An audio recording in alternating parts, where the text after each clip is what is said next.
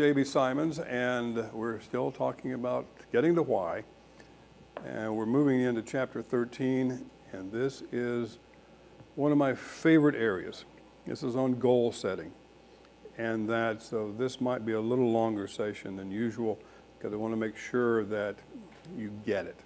The worksheet for this particular section has multiple areas for you to cover. So let's just talk about goals, and that goals are not resolutions.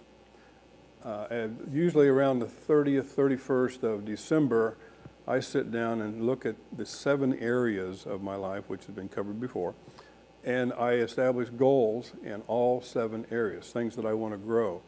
The first thing I do, though, is establish on a scale of 1 to 10, where am I on my sense of satisfaction or dissatisfaction in all 7 areas on a scale of 1 to 10, and it's irrelevant what the number is. Okay, just establish where you feel it is as compared to a 10. Perfect. The next question is, how do you close that gap from where you are to where you'd like to be? What would make it a 10? What would that be? And a goal process is to take a look at how do I get to that 10? What are the action steps?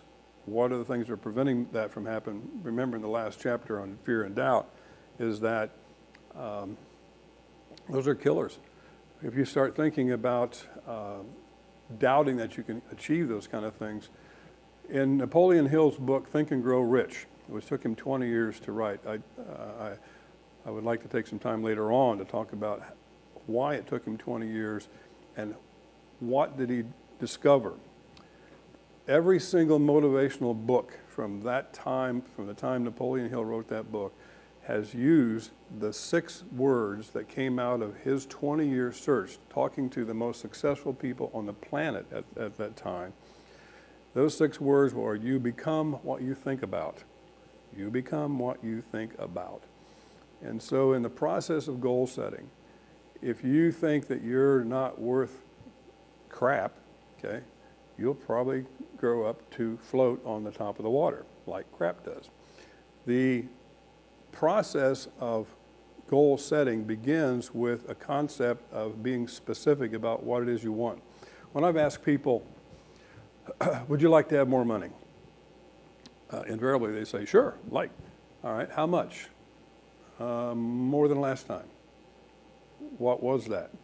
What I'm getting at here is an immediate lack of specificity. I want $1 million, all right? How do you want that? You want it in gold, you want it in real estate, you want it in cash, you want it in Bitcoin. How do you want that $1 million? So once again, lack of specificity. So the first area of failure, okay, in goal setting is the lack of specificity. I'm going to give you these in order of failure, okay? So that the very first thing I want you to do when you're writing on your sheet here is to be as specific as possible. I want you to tear it down into the minute components of what it's going to take to achieve this goal.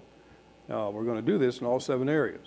So just start where you're most comfortable or least comfortable and begin to be specific about what it is you want in that area. What's going to close that gap from where you are now to where you want to be?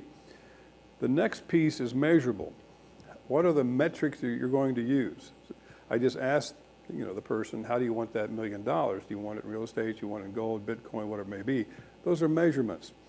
In the world of basketball, the measurement is 3 points, 2 points, and 1 point. And there are other measurements like fouls and turnovers and those things, but those are the 3 most important components or metrics to measuring the success of this particular game.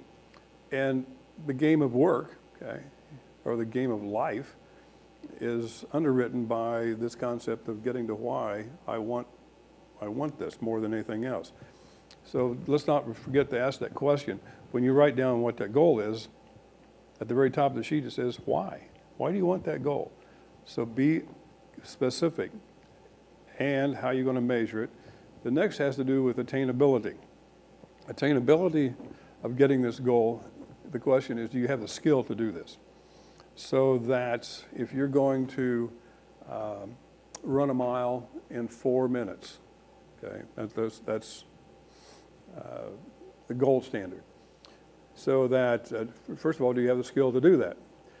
Now, quick aside, I have had running a mile in 4 minutes on my list, which has now become a bucket list, since I was about 17 or 18 years old. My best mile ever was 4:58, okay? Not bad for a sprinter, but I didn't achieve it. But I've never taken running a 4-minute mile off my goal list because I tell people I actually can accomplish that. Even at my current age and even older. What I'm going to do to accomplish that 4-minute mile, I'm going to go to the north edge of the Grand Canyon, which is about a mile deep, and I'm going to step off and I'm going to run all the way down. I will set a world record of running the mile, but it will only be one time. So don't tell me, though, that I cannot keep that as a goal, because it is possible. I prefer currently not to accomplish that, but sometimes the goals that you have in your life need to be fun. If you're not having fun with what you're doing, then do something else and stop irritating the rest of us, okay? Is that if you can't wake up and feel good about the fact that you're still on this side of the earth, then, and doing a kind of job or a career that is fulfilling and satisfying, I'm going to go back to chapter 1. What is the least accomplishment? Learn something new. Read a book about accomplishing. Read something about getting a hobby that you can turn into a career. As a matter of fact, I'm looking at one right now that Karl, who has been a great friend for, 150 years, something like that, and that he's shooting these videos. And if Karl wanted to, he could become a professional videographer, and I think he probably is pretty close at it anyway. And he does have jobs with other organizations shooting pictures for them, and so he enjoys doing this. And I'm glad, because he spent an enormous amount of money in this particular enjoyment, and that my appreciation to him. What's the next step in goal setting? It has to be realistic. So we've got specific or specificity, we've got measurable or measurability or metrics, we've got attainability, and that has to do with skill, and now we have realistic. Realistic is a time issue. If I said I'm going to paint my house today, that's not realistic. If I said I'm going to go pick out the color that I'm going to paint my house today, that's more realistic in terms of the amount of time to do this. One of the, along with the lack of specificity, these are in order of failure as to what causes you not to reach your goal. There's only these are the top 5. So lack of realism is that we set an unrealistic goal that I'm going to lose 20 pounds in the next week. Not realistic.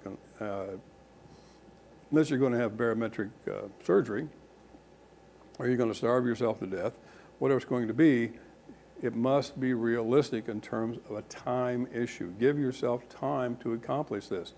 And if you don't reach it during that time, immediately reset another time area, okay? So if you're going to do something in a week and you didn't get it done, give yourself one more week. And establish some kind of takeaway when you don't reach that goal because of an unrealistic time element, okay? So I'd rather give yourself 6 months and get it done in 3 months so you can celebrate the fact that you beat the time limit as well. So we've got specificity, we've got measurability, we've got attainability, and we've got realistic, and what's left is trackable, or how are we going to track or measure? It's another kind of measuring. Where are we? What are the footprints in the snow? Can I follow this? What's it look like? So some way of tracking your success. Now the difference between measurability and trackability, measurability is how you score, okay? Trackability is what is the score. So in basketball, you got 3, 2, and 1 points, but we don't know what that doesn't give us a score. It creates a score. You look up at the clock and say, oh, that person's winning. Just a quick side, one of the experiences I had years ago, I was one of the directors of a camp for youth, teenagers, and the camp counselors were playing the teenagers in basketball. And I was on one of the kids that was really quite good. And I'll cut this, make this hopefully interesting, that we won. And at the end, I kind of laughed at the kid that was really the star of the other team, and he was, I was on him. And I said, hey, what happened? You know, us old guys beat you guys. And he looked at me and says, well, I got my 21. And I immediately grabbed him and I said, that's one of the reasons why you lost, because you weren't a team player, okay? So that if you're going to have a goal and to score so many points, and you happen to be on a team, you might want to make sure that the team understands that and cooperates with you, and you help them to score so that you actually win, create a trackable element at the end that you won, not just got your 21. So that's the process of goal setting so far. Now let me talk about some of the other elements. That when you set a goal, the next page on here is called action steps, okay? And that you have a target date, a review date, and achievement date. At the very top of this is the benefit. Now, one of the reasons why we fail at goals again is we don't see clearly the benefit of doing this goal. It's kind of like a lever here, so that this is my old behavior. My new behavior is up here. In order to have this new behavior to be greater than the old behavior, the benefits have to be there.